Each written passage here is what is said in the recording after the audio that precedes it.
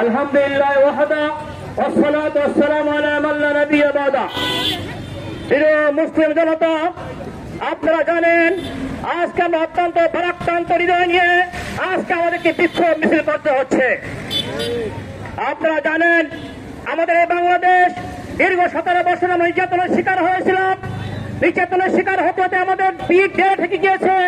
কিছু ছাত্র ভাইদের জীবন নাশের মাধ্যমে বাংলাদেশ আবার স্বাধীন হয়েছে, বাংলাদেশ আবার জেগেছে।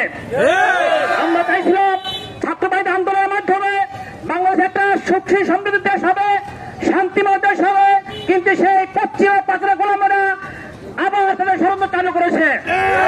আমি ডাক্তার ইউনূস সাহেবকে বলতে চাই, ইতিহাস আপনার জানা আছে অবশ্যই।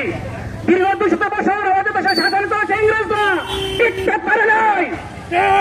বিগত শাসক সমুদায় থেকে দীর্ঘ টিকতে পারে নাই। আপনি মাত্র কয়েকজন লোক নিয়ে আজকে দেশ চালাচ্ছেন। আমরা যদি আপনাকে সহ্য না করি, আপনি 24 ঘন্টা টিকতে পারবেন না।